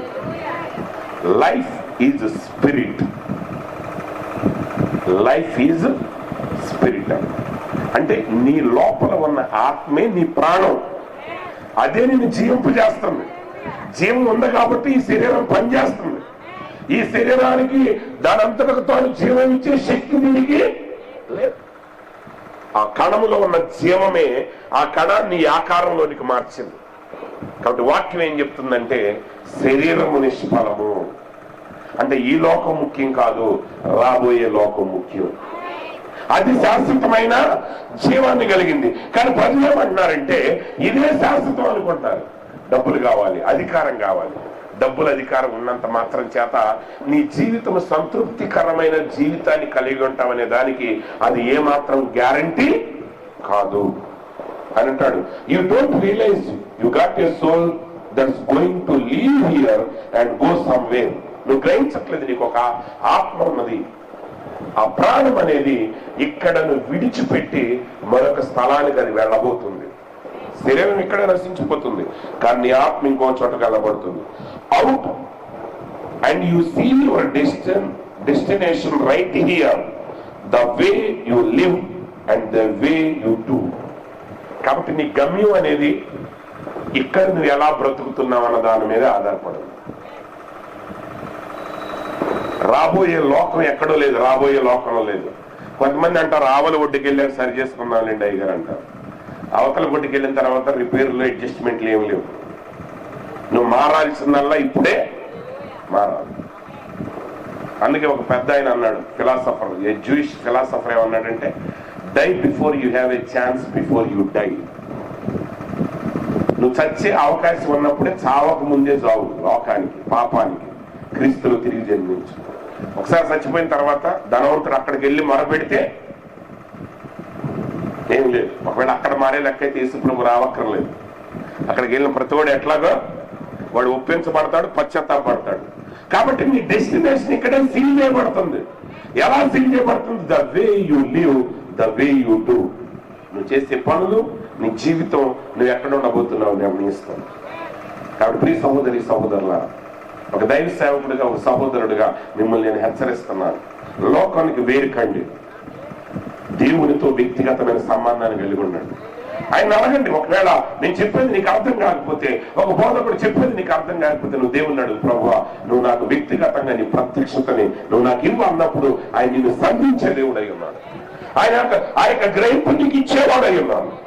కాబట్టి your eternal destination is sealed here. నీ నిత్యమైన గమ్యస్థానం అనేది ఎక్కడే ముద్రించబడుతుంది. వచ్చిన తర్వాత పాస్టర్లు ఎక్కడ అబద్ధం చెప్తారో చెప్పరో నాకు తెలియదు, కానీ సావుగాడు చెప్తారు. వీడిని చాలా మంచోడు, మంచి వ్యక్తి. ఈ మధ్య పెళ్లిళ్ళలో కూడా అబద్ధాలు ఆడుతున్నారు లేండి. పాస్టర్ గారు లేచి మా సండే స్కూల్ నుంచి రక్షణ పొందాడు, అప్పటి నుంచి వచ్చేవాడు, బైబిల్ చదవకుండా అన్నం తినడు, ఇవన్నీ చెప్తా ఉంటాడు. నేను అనుకుంటే ఆగండి పాస్టర్ గారు, ఒక 6 నెలలు పోతే ఆ వచ్చి చెప్పొద్దు. అది నిజమైన సాక్ష్యం.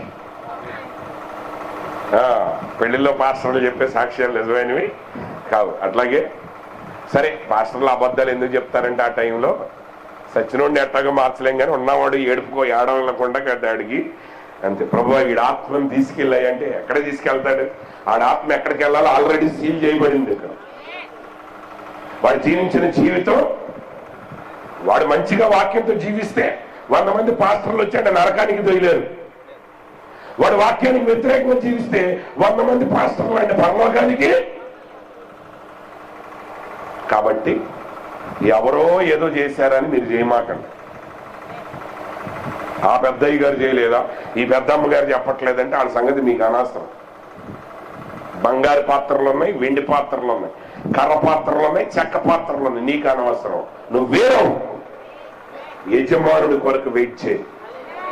ఆయన వాడటానికి యోగ్యమైన పాత్రగా నిన్ను మలుచుకో. మిగిలిన పాత్రల సంగతి నీకు అనవసరం. నిన్ను ఒక్క క్షణము వాడినా చాలా అయింది. నిత్యత్వంలో నీ పేరు నిలబడదు. కురేన్యుడైన సీమోను ఆయన సిలువను మోస్తాడు.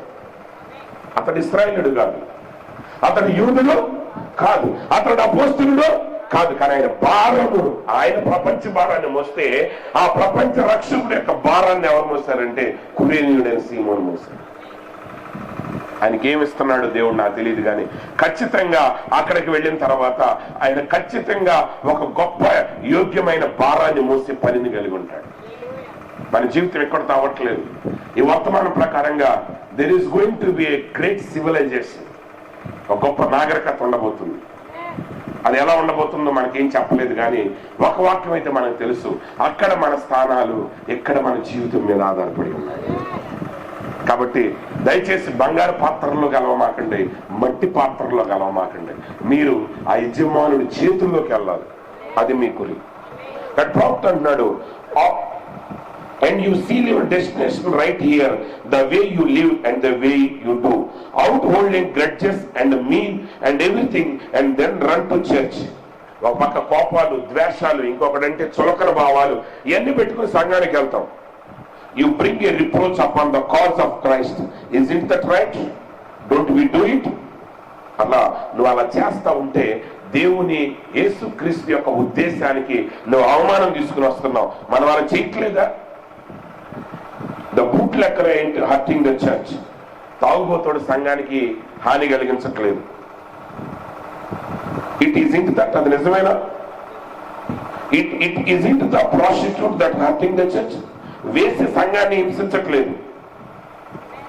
తాగుబోతుల వల్ల సంఘానికి వచ్చిన ఇబ్బంది ఏమీ లేదు, వేసిన వల్ల సంఘానికి వచ్చిన ఇబ్బంది ఏమీ లేదు. It's the people who profess to be the Christians that's hurting the church. సంఘాన్ని గాయపరుస్తుంది ఎవరంటే, సంఘానికి హాని చేస్తుంది ఎవరంటే, మేము క్రైస్తవులము, మేము భక్తులము, మేము పరిశుద్ధులము, మేము వర్తమానంలో సీనియర్లము, మాకు ప్రత్యక్షత కలిగి ఉన్నాము. వీళ్ళు గాయపరుస్తున్నారు సంఘాన్ని.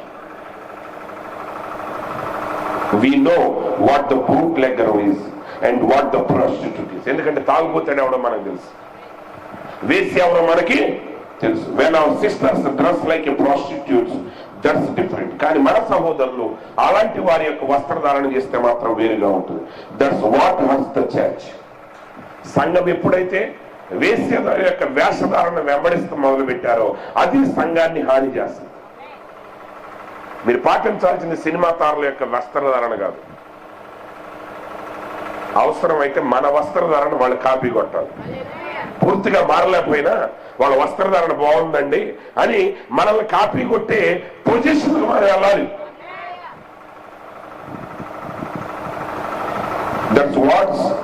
That's what hurts the church. When the man drinks like the bootlegger, well, then that's what hurts the church. They profess to be a Christian and they do that. వాళ్ళు క్రైస్తవులు అని చెప్పుకుంటూ అలాగే చేస్తాం. కానీ ప్రియమైన సహోదరి సహోదరులారా, ప్రవక్త అంటాడు, the people look for you that name. Let him that even names the name of Jesus Christ depart from sin. See, get away from it. ప్రియులారా, నువ్వు క్రైస్తవుడు అని చెప్పుకున్నావు అంటే నువ్వు క్రైస్తవుడు వలె జీవించు. ద గ్రేట్ అలెగ్జాండర్ సైన్యంలో ఒక సైనికుడు అంటే యుద్ధంలో పారిపోయాడండి. యుద్ధంలో పారిపోతే ఆ పారిపోయినట్టు పట్టుకున్నారు. ఆ రోజుల్లో ఏ రోజుల్లోనైనా సైన్యంలో నుంచి యుద్ధంలో పారిపోతే ఒకే ఒక శిక్ష, షూట్, చంపేయటం. సరే ఆయన చక్రవర్తి దగ్గర నన్ను తీసుకెళ్ళండి అన్నాడు. సరే అలెగ్జాండర్ గారి దగ్గరికి వెళ్ళినప్పుడు అలెగ్జాండర్ గారి దగ్గర చెప్పారు, అయ్యా వీడు ఇట్లా పారిపోయాడు, ఇట్లా తప్పు చేశాడంటే అలెగ్జాండర్ అడిగాడంట, నీ పేరేంటంటే ఆడన్నాడంట అలెగ్జాండర్ అన్నాడంట. ఏమన్నాడండి? అలెగ్జాండర్. ఇంకెంత పరువు నష్టం. 13 ఏళ్లలో ప్రపంచాన్ని జయించినోడు ఒకడు, యుద్ధంలో నుంచి పారిపోయినోడు ఇంకొకడు, ఇద్దరు పేర్లు అలెగ్జాండర్లే. క్రైస్తవులంటే నిజంగా బైబిల్ చెప్పిన క్రైస్తవులాగా ఉండండి. నువ్వు క్రైస్తవుడు, నేను క్రైస్తవుణ్ణి, నేను క్రైస్తవురాల్ని అన్ను పలికేవంటే నువ్వు వెంటనే చేయాల్సిన పని ఏంటంటే నువ్వు దుర్నీతి నుండి పారిపోవాలి. నువ్వు వర్తమానాన్ని నమ్మేవంటే నేను వర్తమానపు విశ్వాసిని, నేను వర్తమానపు సేవకుడు అనగానే నువ్వు దుర్నీతి నుండి పారిపోవాలి. యోగ్యమైన పాత్రగా ఉండాలి. ఎవరేచ్ఛల నుండి పారిపోము. పవిత్ర హృదయులై ప్రభువుకు ప్రార్థన చేయు వారితో కూడా నీతిని, విశ్వాసమును, ప్రేమను, సమాధానమును వెంటాడు. కోర్స్ గాది వెతకాల్సింది యవన బిడ్డలారా.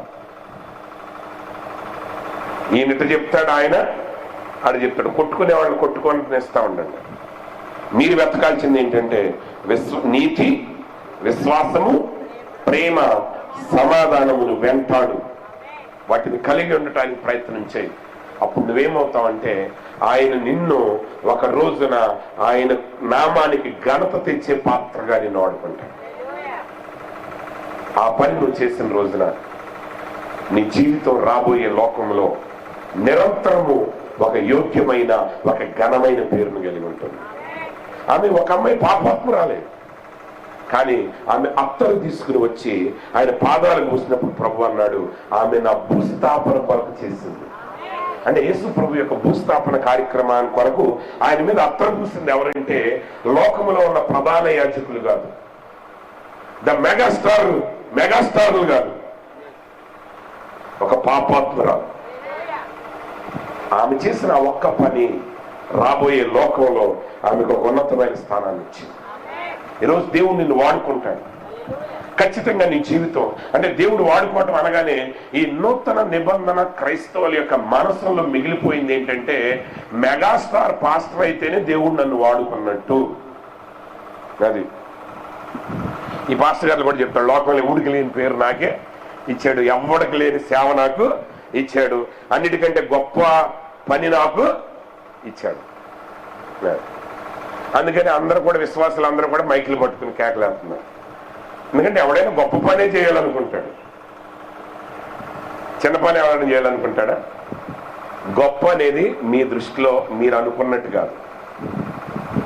దేవుడు నిన్ను ఎక్కడ పెట్టాడో అక్కడ ఉండు. పాత నిబంధన కాలంలో మహాభక్తులందరూ కూడా వాళ్ళు యాజకులు కాదు, వాళ్ళు ఒక సామాన్యమైన సిటిజన్స్. అయినా దేవుని నామానికి ఘనత తెచ్చారు వాళ్ళు. ఈరోజు మీ అందరి జీవితాల ద్వారా రేపు అనూహ్య జాయ్ ద్వారా దేవుడు ఏం చేయబోతున్నాడు నాకు తెలియదు, కానీ ఆమె యొక్క జీవితం అనేది వాళ్ళ తల్లిదండ్రులకు సమాధానాన్ని ఇవ్వాలి, దేవుని నామానికి ఘనతనివ్వాలి. ఆమె ఎదిగి ఫలించిన తర్వాత ఆ దేవుడు ఆమెను తన కొరకు వాడుకునే ఒక పాత్రగా మారబడినప్పుడు ఆమె ఒక మంచి యువతిగా, ఒక మంచి గృహిణిగా, ఒక మంచి తల్లిగా, అనేక మందికి ప్రభావాలు చూపే వ్యక్తిగా ఆమె నిలబడగలుగుతుంది. ఎప్పుడంటే అందరి నుంచి వేరై ప్రభు కొరకు నిలబడి ఆయన వాడుకునే పాత్రగా నిలబడినప్పుడు. కాబట్టి ఆ కుమార్తె యొక్క జీవితం రాబోయే దినాల్లో దేవుడు వాడుకునే, యజమానుడు వాడుకోవటానికి యోగ్యమైన, ఒక సత్కార్యానికి వాడుకోవటానికి యోగ్యమైన పాత్రగా ఆమె ఉండాలని నేను ఆశిస్తున్నాను. ఆమె మాత్రమే కాదు కానీ ఇక్కడ ఉన్న ప్రతి ఒక్కరు కూడా మీ జీవితాన్ని మరి ఒకసారి దేవునికి పునఃప్రతిష్ఠించుకోండి. అందరి నుంచి వేరవ్వండి, ఆయన కొరకే జీవించండి. అప్పుడు మీరు పరిశుద్ధులు అవుతారు. ఆ వాక్యం చేత కట్టబడండి, మిగతా చెత్తనంతా తోసేయండి. ప్రేమని, నీతిని, సమాధానాన్ని మీరు వెంటాడండి. అప్పుడు ఆయన చేత మంచి పనికి మీరు వాడబడతారు. అట్టి కృపా దేవుడు మీ అందరికి అనుగ్రహించును గాక. ఆమేన్. God bless you. తిరిగి ఈ సమయాన్ని దైవజనుల ఆనందపాల్ గారికి మరి కృతజ్ఞత పూర్వకంగా అప్పగిస్తున్నాను. God bless you sir. Thank you very much.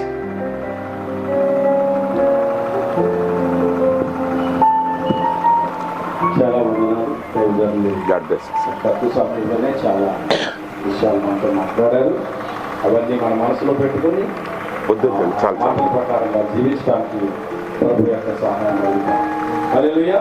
ఇక ముగింపులోకి వచ్చాం. ప్రతిష్ఠా కార్యక్రమం చేద్దాం. దయచేసి ఎవరైనా షుగర్ పేషెంట్లు ఉంటే, దూరం వెళ్ళవలసిన వారు ఉంటే వెనకాల మీకు ఆల్రెడీ ఆహారం పెట్టబడుతుంది. ఆగలేమన్న వారు వెళ్ళి మీరు చక్కగా భోజనం చేయొచ్చు. ఈ కార్యక్రమాన్ని ఒక 10 నిమిషాలు మీరు తిలకించినట్లయితే దీన్ని త్వరగా ముగించడానికి ప్రయత్నం చేస్తాం. హల్లెలూయా. ఇంతవరకు మరి ఎంతో ఓపికతో వాక్యం విన్నారు. కొంచెం ఒక బ్రదర్ ఒక పాట పాడుతుండగా ఈ లోపల ఈ కార్యక్రమాన్ని మనం సిద్ధపడదాం. దయచేసి ఒలివ నూనెను తీసుకొచ్చారా? ఎవరస్తురాళ్ళు పైకి రండి. ఎవరైతే ప్రతిష్ఠ చేయించుకోవాలనుకున్న వారు కూడా పైకి రావచ్చు. అనూహ్య కాదు, ఆల్రెడీ చర్చిలో అనౌన్స్మెంట్ చేశారు. ఎవరైనా నన్ను ప్రతిష్ఠించండి, నేను ప్రభు కొరకు జీవిస్తామని ఎవరి బిడ్డలు ఎవరైనా ఉంటే ముందుకు రావచ్చు. ఇదే మంచి సమయం.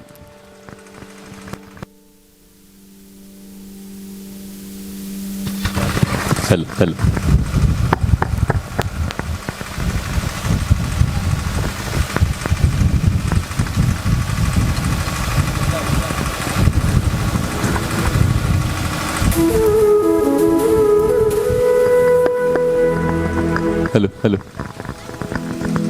నా సర్వస్వము నీవే, నా దైవము, నా విశ్వాసము నీవే, నా ప్రాణము, నా సర్వస్వము నీవే, నా దైవము, నా విశ్వాసము నీవే, నా ప్రాణము, నాలో నీవుండి జీవించుము, నీవే నా రాజువై పాలించుము, నా సర్వస్వము నీవే, నా దైవము, నా విశ్వాసము నీవే, నా ప్రాణము.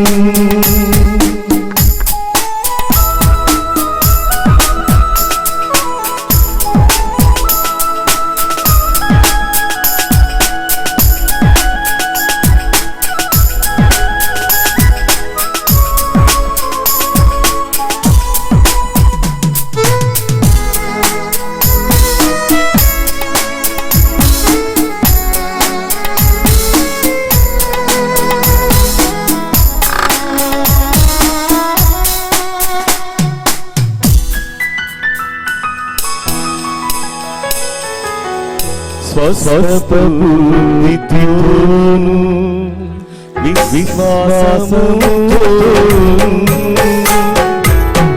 స్వస్థతము నిత్యోను విశ్వాసముతో,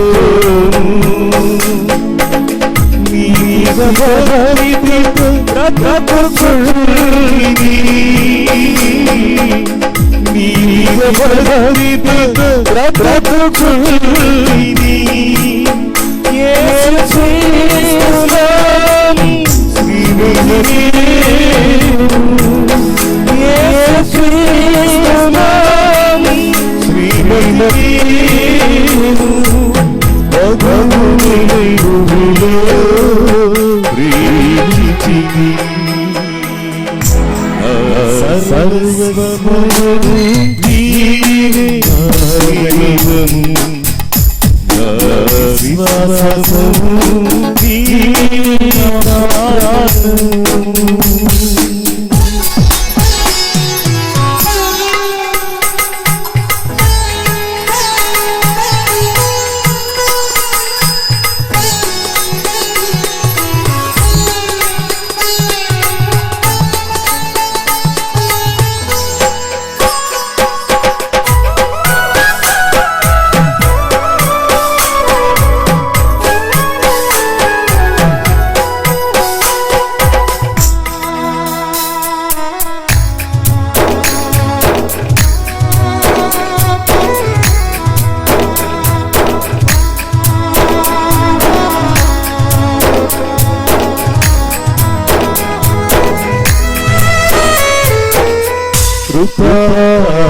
కృపాలులోను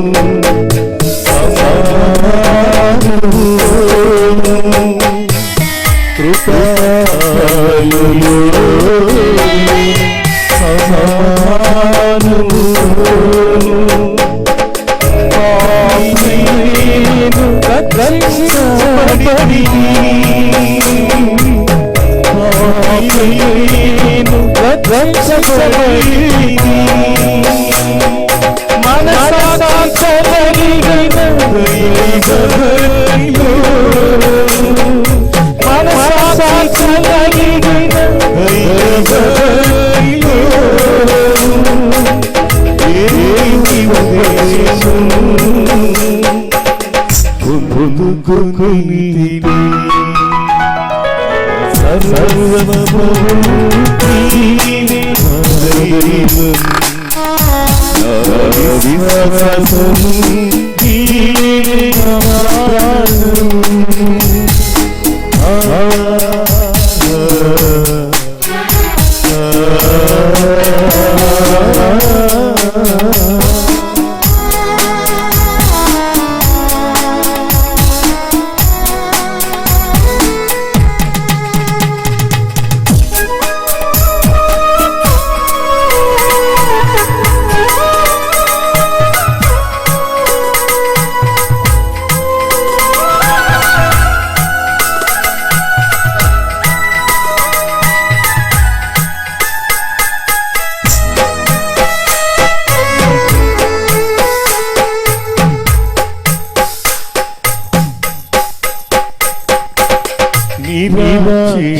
నిరాశీపైనా దైవభక్తిలోను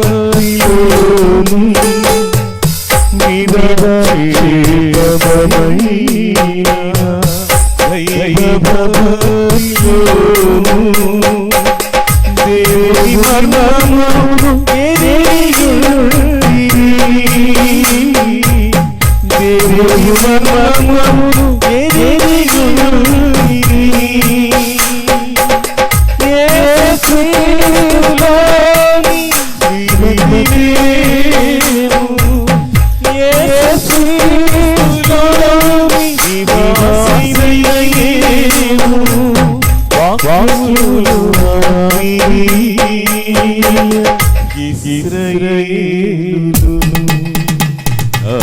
సర్వము నీవే దైవం విశ్వాసం నీవే ఆధారం సర్వము నీవే దైవం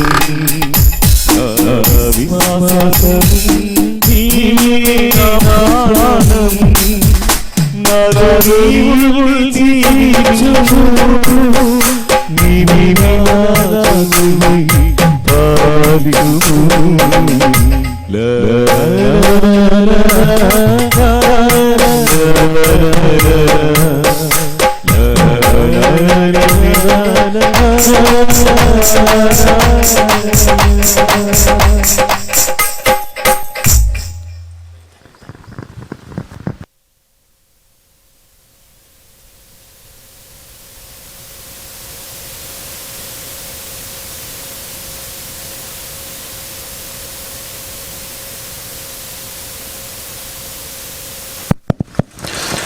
చక్కగా పాటలు పాడి మరి సహకరించిన దైవ సేవకులు గాయకులకు ప్రియులారా సంఘం మొదట్లోనే సంఘానికి చెప్పడం జరిగింది. మీ పిల్లలను ఎవరిని కూడా పుట్టినరోజు కార్యక్రమాలు చేయవద్దని చెప్పారు.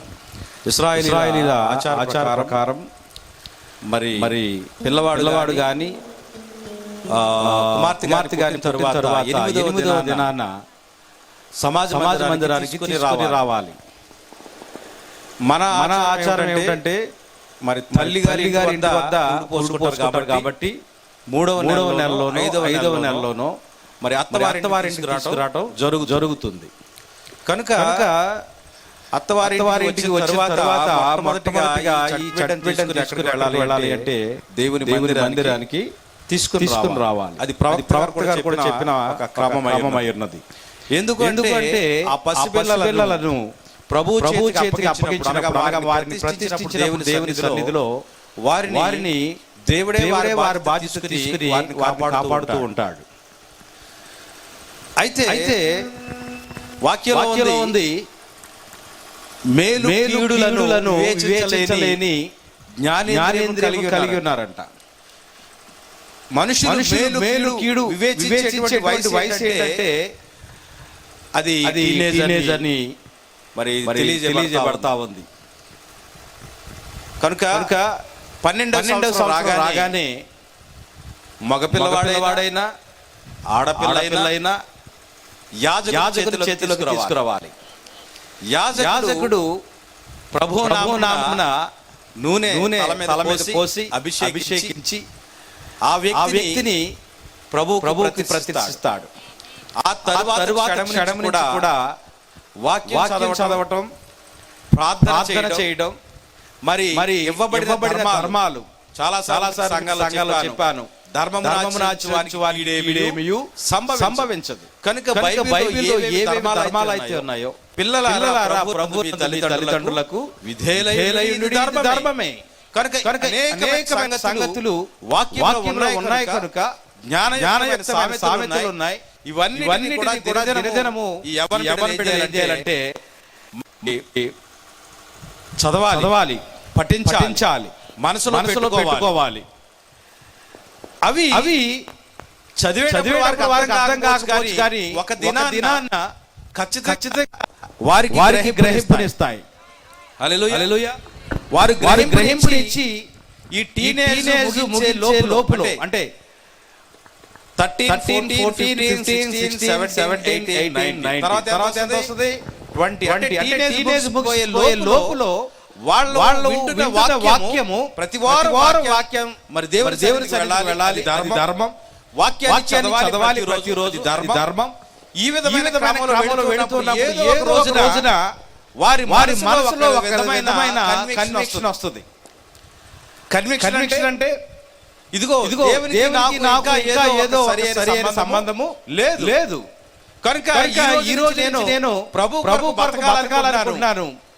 నాకు తెలుసో తెలియకో ఏమైనా మరి పనులు చేసి దేవుడు నన్ను క్షమించు గాక. ఇదిగో నేటి నుండి నేను ప్రభు కొరకు బ్రతకాలనుకుంటున్నానని యాజకుని ముందు అతడు చెప్పే సాక్ష్యం ఏదైతే ఉందో దానిని తీసుకుని యాజకుడు ఏం చేస్తాడు? బాప్తిసం ఇస్తాడు.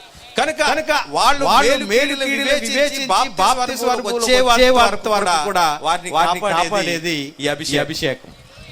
హల్లెలూయా. కనుక మన ఎవరు అడిగారు కమ్యూనియన్ పిల్లలకి లేదు కానీ మరి ఇశ్రాయేలు అయితే ఆ పస్కాలో కమ్యూనియన్ తీసుకుంటారు. ఎందుకు తీసుకుంటారంటే 8వ రోజున మందిరానికి తీసుకొచ్చినప్పుడు మగవాడైతే ఆ పిల్లవాడికి సున్నతి చేస్తారు. సున్నతి అనగా బాప్తిస్మే. కనుక వాళ్ళకి అనుమతిస్తారు. ఆ పస్కా రొట్టె వారు భుజించవచ్చు, ఆ యొక్క ద్రాక్షారసం తాగొచ్చు. కానీ క్రైస్తవ విధానానికి వచ్చేసరికి అది యూదుల విధానము. క్రైస్తవ విధానానికి వచ్చేసరికి బాప్తిస్మే పరమావధి. హల్లెలూయా. కనుక బాప్తిసం తీసుకున్న వారికి మాత్రమే ఆ యొక్క ప్రభు యొక్క ఆ రొట్టెను ఆ యొక్క ద్రాక్షారసం తీసుకునే అవకాశం వారికి లభిస్తుంది. కనుక ఎవరి ప్రాయంలో ఉండి మందిరానికి వస్తారు. దైవజనుడు ప్రవేశము ఎందుకంటే వాళ్ళు మనసు చేత వాళ్ళు ఒప్పించబడినప్పుడు వాళ్ళు ప్రభు నామమున బాప్తిసం పొందిన తర్వాత మాత్రమే వారికి ఆ కమ్యూనియన్ అవకాశము ఇవ్వడం జరుగుతుంది. అందుకని సంఘాన్ని నేను హెచ్చరించేది ఏమిటంటే మీ పిల్లలు మొదటగా ప్రతిష్ఠ చేయబడాలి. ఈ ప్రతిష్ఠ విలువ చాలా ఉంది.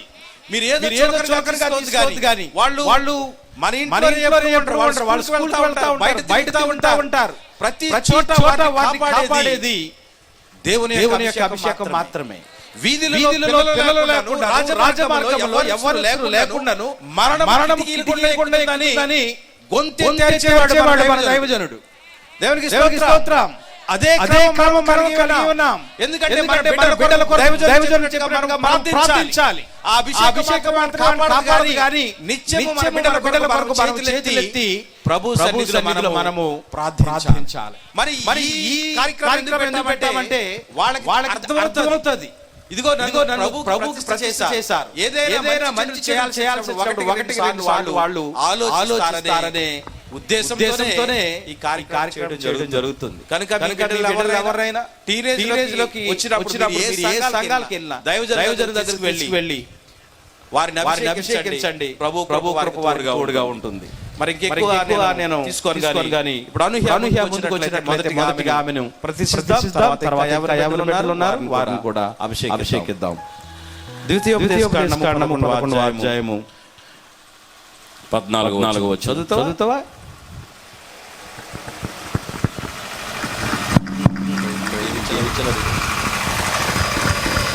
బైబిల్ ఉన్న వాళ్ళందరూ దయచేసి ద్వితీయోపదేశకాండము 11వ అధ్యాయం 18, 19, 20 వచనాలు చదువు. Fix these words of mine in your hearts and minds. Tie them as symbols on your hands and bind them on your foreheads. Teach them to your children, talking about them when you sit at home, when you walk along the road, when you lie down and when you get up. Write them on your doorframes of your houses and on your gates. అయిపోయిందా? మరి చాలా మందికి అర్థం కావచ్చు. నేను చదువుతాను. ద్వితీయోపదేశకాండము 11వ అధ్యాయము 18 వచనం. కాబట్టి ఈ మాటలు మీ హృదయములోను మీ మనస్సులోను ఉంచుకొని వాటిని చేతుల మీద సూచనలుగా కట్టుకొనవలెను. అవి మీ కన్నుల నడుమ బాసులుగా ఉండవలెను. నీవు ఎంటున్నప్పుడు త్రోవను నడిచినప్పుడు పండుకొన్నప్పుడు లేచినప్పుడు వాటిని మాటలాడు వాటిని పిల్లలకు నేర్పి నీ ఇంటి ద్వారబంధముల మీదను గౌనెదల మీదను వ్రాయవలెను. అలాగు చేసిన ఎడల యెహోవా మీ పితరులకు ఇచ్చిన ప్రమాణము చేసిన దేశమున మీ దినములను మీ సంతతి వారి దినములను భూమికి పైగా ఆకాశం నిలిచినంత కాలము విస్తరించును. దేవుడు తన వాక్యము దీవించును గాక. కనుక అభిషేకం చేసిన తరువాత యాజకుడు ఒక వీడియో టేప్ లాంటిది ఉంటుంది. యూదులకి మొత్తం ధర్మశాస్త్రం రాయబడి ఉంటది. దాన్ని చేతి వరకు దాన్ని ఇలా చుట్టి మెడ మీదుగా తీసుకొచ్చి నుదుటి దాన్ని బాసికంగా కడతారు. ఇజ్రాయేల్ ఎవడైనా బాలుడవచ్చు, రేపో మాపో వృద్ధుడవచ్చు, వాడు మరణించేంత వరకు ప్రతిరోజు సమాజ మందిరం వెళ్ళాలి. ఆ వాక్యాన్ని చెప్పుకోవాలి. వస్త్రం ఉంటది, అది తొడుక్కోవాలి. అప్పుడు గ్రంథాన్ని చదవాలి. కానీ దేవుని బట్టి మనకి ఈ వాక్యాలు కట్టుకోటాలు, ఈ వస్త్రాలు తొడుక్కోటాలు ఇవేమి గాని నీ ఇంట కూర్చున్నప్పుడు త్రావణ వెళ్ళినప్పుడు దేవుని యొక్క వాక్యాన్ని మాత్రమే జారిస్తే చాలు. హల్లెలూయా. ఎందుకంటే ప్రతి వారము దైవజనుడు చెప్పే వాక్యాన్ని నీ అనుదిన జ్ఞాపకం చేసుకుని వాటి ప్రకారంగా జీవించడానికి పడితే చాలు. హల్లెలూయా. ఇప్పుడు బిడ్డలను మరి వాక్య క్రమంలోకి తీసుకొస్తున్నాం. మీరు ఏదో రిచువల్ గా చేయలేదు కానీ నేటి వాక్యం చదవడం తప్పకూడదు. ఎంతకాలం మదర్ సండే స్కూల్ టీచర్ లేకపోతే పేరెంట్స్ చదివారని అడగొచ్చు. రేపటి ఎవరు అడగరు. ఎందుకంటే ఈ ప్రభుత్వం ఏర్పాటు చేసుకుంటున్నారు. కనుక ప్రభువుకి అర్థమైందా? నేటి ప్రభువు రెస్పాన్సిబిలిటీ. కనుక ఏది తప్పిన వాక్యం ఏది మీరు దాన్ని దాటినా మీకు మీరే దేవునికి లెక్క అప్పగించుకోవాలి. కనుక దేవుని బైబిల్ జీవించండి. ప్రభు అందరినీ ఆశీర్వదించును గాక. హల్లెలూయా. మరి ప్రార్థిద్దాం. మోకరించు, చాటి తిరుగు. దైవజనులు ముందుకు వస్తే హలో ఇదిగో నా జీవితం ఆపాదమస్తు.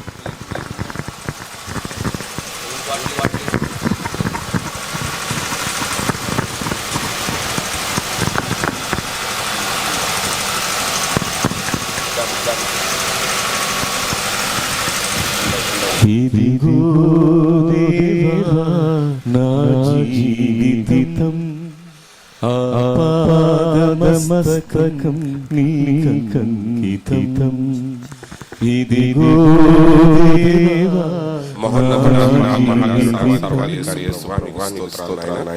మరి ఒకసారి తండ్రి నీ దాసులు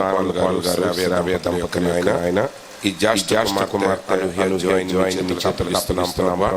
మరి నేటి దిన వారి వయసులో ప్రవేశించినారు తండ్రి తల్లి గర్భంలో రూపొందిన నాటి నుండి నేటి వరకు కాచిన దేవుడివై ఉన్నావు నాయన. ఈ సమయంలో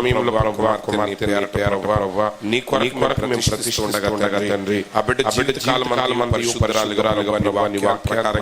జీవిస్తూ తల్లిదండ్రులకు ఆనందాన్ని నీ నామాన్ని మహిమపరచుకున్నట్లుగా మీరు సహాయం చేయండి తండ్రి. నాయన జనది వేయబడిన ప్రభువా నాయన నీ ఆలోచనలో ప్రభువా ఈ కుమార్తె మీరు ఏ చిత్తాన్ని కలిగి ఉన్నారో తండ్రి ఆ చిత్తాన్ని నా కుమార్తె సంపూర్తిగా నెరవేర్చడం మీరు సహాయం చేయండి ప్రభువా. ప్రవక్త మీరు సెలవిచ్చారు త్రాగవద్దు ఏ విధమైన శరీరాన్ని అర్పణవద్దు ఎందుకంటే నువ్వు పెరిగి పని ప్రభువా. ఈ లోకములో ప్రతి వ్యక్తి జీవితంలో మీరు ఆ సంకల్పాన్ని కలిగి ఉన్నాము తండ్రి. నాయన కుమార్తెను జాయ్ ప్రభువా నాయన ఆ చిత్తాన్ని తెలుసుకుని తండ్రి ఆ చిత్తాన్ని నెరవేర్చు ప్రభువా. నీ ఎదుట గొప్ప మహిమ కలిగిన యోగ్యమైన తగిన పాత్రగా బిడ్డ జీవితముందునట్లుగా సహాయం చేయండి తండ్రి. నాయన ప్రత్యక్షవాడు నీవై ఉన్నావు ప్రభువా. నాయన ప్రత్యక్ష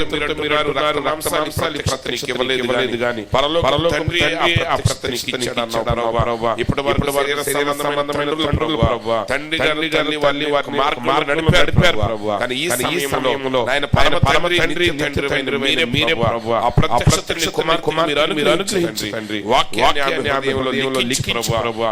నీకు యోగ్యమైన పాత్రగా వాడబడిన సహాయం చేయండి. మహిమ పొందండి. ఈ ప్రతిష్ఠించబడిన పాత్రను తండ్రి న్యాయ కార్యమైన మీరు వాడుకుని మహిమ పొందమని యేసు క్రీస్తు నామములో ప్రార్థిస్తున్నాం తండ్రి. ఆమేన్.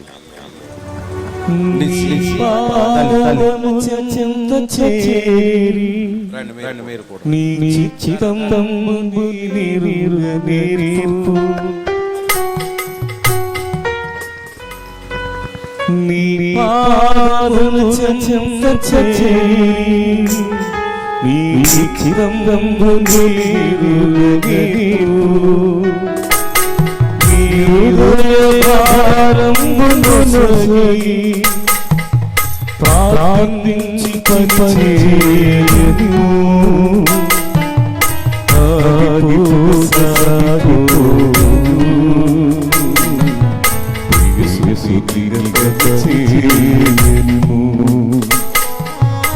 ప్రజోగి సాక్షిగా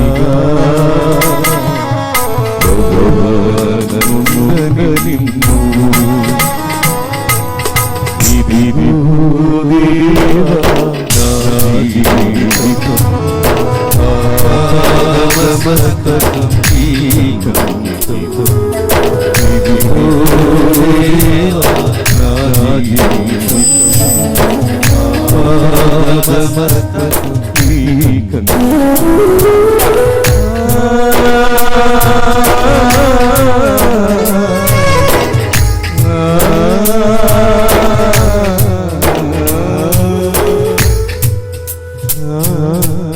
పరిశుద్ధుడా పరమ తండ్రి ఈ బిడ్డ ఎవరి జీవితాన్ని మీరు మీ కృప ఉన్నా ఏ కీడు హాని సంభవించకుండా నీ యొక్క ఆరోగ్యకరమైన హస్తంలో ఎత్తుపడండి. ఇదిగోను నీ కృపకిస్తూ ఉన్నాను ప్రభువా. మీ ఆరోగ్యకరమైన హస్తం ఎత్తుపడండి. ఇదిగో ముందు చేతులుగా ప్రార్థిస్తున్నాను తండ్రి. నీ కృపలో భద్రపరిచి కాపాడండి. అలాగే నిశ్చిని కూడా జీవించండి.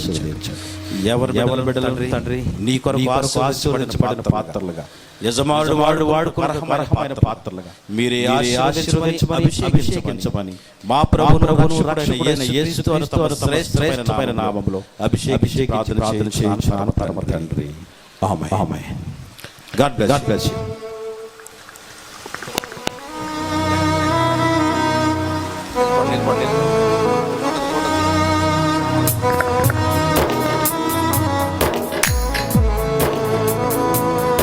ఇదిగో దేవా నా జీవితం ఆమస్తకం నీకంకితం శరణు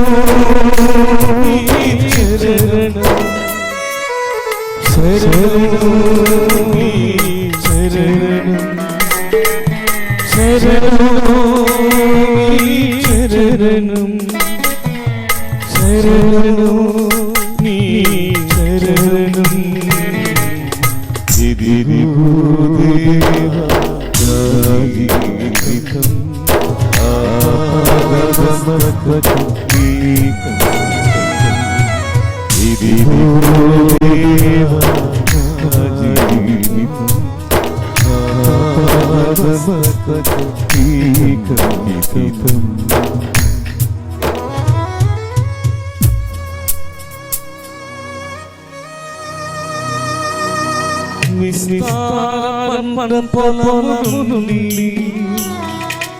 సృష్టించి పరిచయము కన్నీతో మనసు